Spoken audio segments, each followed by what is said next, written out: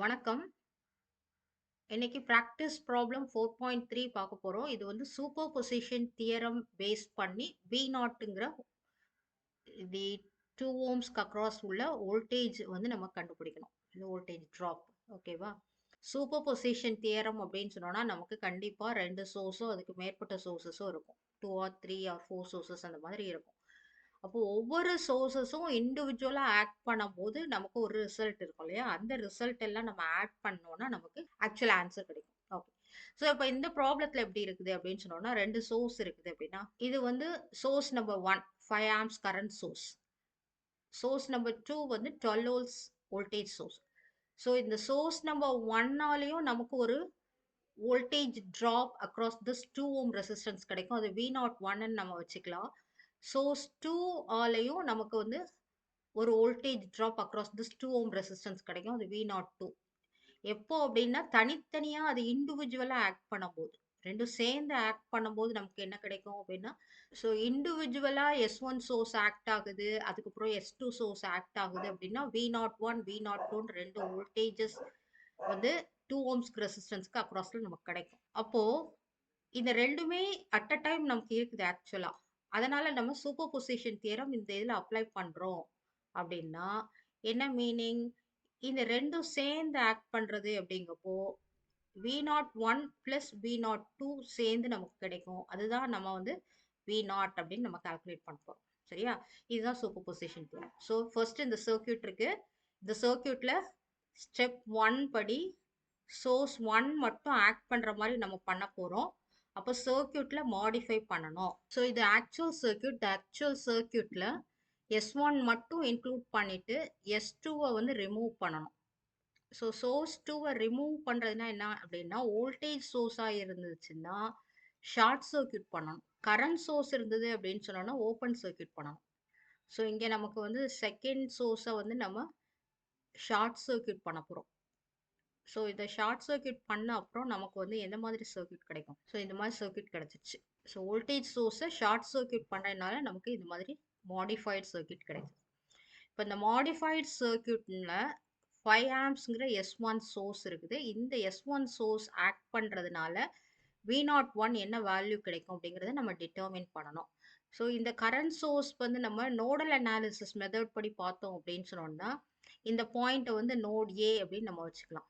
Note ஏல 5 amps currents entering கரண்டா இருக்குது. So இது சப்ளை பண்றதுனால நம்ம அசியூம் பண்ணிக்கிறோம் இங்க I1ங்கிற கரண்ட்டும் இந்த பிரான்ச்ல I2ங்கிற கரண்ட்டும் ஃப்ளோ ஆகுது அப்படின்னு அசியூம் பண்ணோம்னா இப்போ கரண்ட் டிவிஷன் ரூல் அப்ளை பண்ண போறோம். ஸோ நமக்கு தெரிய வேண்டியது என்ன அப்படின்னு சொன்னோம்னா 2 கரண்ட் இருக்குது. I1 கரண்ட் இருக்குது, I2 கரண்ட் இருக்குது. பட் I2 கரண்ட்னால இப்போ நமக்கு எதுவும் தேவையில்லை. ஏன் அப்படின்னு சொன்னோம்னா V01 தான் கண்டுபிடிக்கணும். V01 கண்டுபிடிக்கணும் அப்படின்னு சொன்னோம்னா அந்த ரெசிஸ்டன்ஸ் மல்டிப்ளைட் பை அதில் போகக்கூடிய அதில் ஃப்ளோ ஆகக்கூடிய கரண்ட் I1 நமக்கு தெரிஞ்சிச்சுன்னா V01 கண்டுபிடிச்சிடலாம். ஸோ I1ல மட்டும் கான்சென்ட்ரேட் பண்ணால் போதும். ஸோ I1 கரண்ட் கண்டுபிடிக்கிறதுக்கு ஃபார்முலா கரண்ட் டிவிஷன் ரூல் படி எப்படி வரும் அப்படின்னா total current multiplied by resistance of other branch. So other branch resistance divided by total resistance அப்படிங்கிறதான் ஃபார்முலா இல்லையா? ஸோ இதில் வந்து அப்ளை பண்ணுறோம் அப்படின்னு சொன்னால் டோட்டல் கரண்ட் எந்த கரண்ட் அப்படின்னா 5 ஆம்ப்ஸ் கரண்ட் தான் நமக்கு சப்ளை பண்ணக்கூடிய current. So 5 resistance of other branch. So I1 flow ஆகாம வேற பிரான்ச் இது I2 கரண்ட் ஃப்ளோ ஆகிறதா அதர் பிரான்ச். அதோட ரெசிஸ்டன்ஸ் என்ன 5. டோட்டல் ரெசிஸ்டன்ஸ் அப்படின்னா எதெல்லாம் எடுக்கணும்? இந்த 5 ஓம்ஸ் எடுக்கணும், இந்த 3 ஓம்ஸ் எடுக்கணும், இந்த 2 ஓம்ஸ் எல்லாம் சேர்ந்தது தான் டோட்டல் ரெசிஸ்டன்ஸ். டோட்டலா இது வந்து 10 ஆகும். சரியா? அப்போ நமக்கு I1 வேல்யூ என்ன கிடைக்கும் அப்படின்னு சொன்னோம்னா 25/10 that is equal to 2.5 amps. So I1 வந்து 2.5 ஆம்ப்ஸ் கிடைச்சிருச்சு அப்படின்னு சொன்னோம்னா V01 ஈஸியாக கால்குலேட் பண்ணிக்கலாம். ஸோ V01 கால்குலேட் பண்ணுறதுக்கு இது ஓம்ஸில் தான் V equal to IR formula. So I அப்படிங்கும்போது இங்கே வந்து I1 கரண்ட், Rங்கிறது 2 ohms resistance. So 2.5 amps multiplied by 2 அப்படின்னா நமக்கு 5 வோல்ட்ஸ் கிடைச்சிருச்சு V01. அவ்வளோதான், ஒரு ஆன்சர் கிடைச்சிருச்சு. சோர்ஸ் 1னால நமக்கு கிடைக்கக்கூடிய வோல்டேஜ். ஸ்டெப் 2ல என்ன பண்ண போறோம் அப்படின்னு சொன்னோம்னா இந்த சோர்ஸ் 1 சோர்ஸ் 2ல சோர்ஸ் 2 மட்டும் வச்சுட்டு சோர்ஸ் 1 ரிமூவ் பண்ணணும் இல்லையா? ஸோ சோர்ஸ் 1 ரிமூவ் பண்ணுறோம் அப்படின்னா என்ன மீனிங்? இது கரண்ட் சோர்ஸை ரிமூவ் பண்ணணும்னா இதை ஓப்பன் சர்க்யூட் ஆகணும். So will get this modified circuit now. Modified சர்க்யூட்ல இந்த இதில் இருந்த ஒரு கரண்ட் சோர்ஸ் இருந்தது இல்லையா, கரண்ட் சோர்ஸை நம்ம வந்து ஓப்பன் சர்க்யூட் பண்ணிட்டோம். இப்போ இந்த சர்க்யூட் பார்த்தா இதில் எப்படி அப்ளை பண்ணலாம், என்ன பண்ணலாம் அப்படின்னா இதுலேயும் நமக்கு வந்து வி நாட் என்னன்னு கண்டுபிடிக்கணும். பட் இந்த வி நாட் இப்போ எப்படி நம்ம நேம் பண்ணியிருக்கோம், வி நாட் டூன்னு நேம் பண்ணியிருக்கிறோம். இதில் மெஷ் அனாலிசிஸ் போடுறது பெட்டர். இதில் வோல்டேஜ் சோர்ஸ் வந்து இங்கே இருக்கிறதுனால இந்த வோல்டேஜ் சோர்ஸ் சப்ளை பண்ணுது, அதனால கரண்ட் ஃப்ளோ ஆகுது அப்படின்னு இந்த ஆன்டி கிளாக் வைஸ் டைரக்ஷன் நம்ம எடுத்துப்போம். ஸோ இந்த கரண்ட் ஐ அப்படின்னு நம்ம மென்ஷன் பண்ணிட்டோம் அப்படின்னு சொன்னோம்னா இங்கே என்ட்ரிங் பாயிண்ட் ப்ளஸ் மைனஸ், இங்கே ப்ளஸ் மைனஸ், இங்கே ஆல்ரெடி ப்ளஸ் மைனஸ் கொடுத்துருக்காங்க, வெல் அண்ட் குட். ஸோ இங்கே ஃபைனலாக வந்து எண்ட் ஆகும். ஸோ இதுல இருந்து நம்ம ஸ்டார்ட் பண்ணுறோம் அப்படின்னு சொன்னோம்னா இதில் மெஷ் அனாலிசிஸ் மூலமாக நம்ம வோல்டேஜ் ஈக்குவேஷன் எழுதலாம். மெஷ் அனாலிசிஸ் அப்ளை பண்ண போகிறோம் பேஸ்ட் ஆன் கிர்காஃப்ஸ் வோல்டேஜ்லாம், சரியா?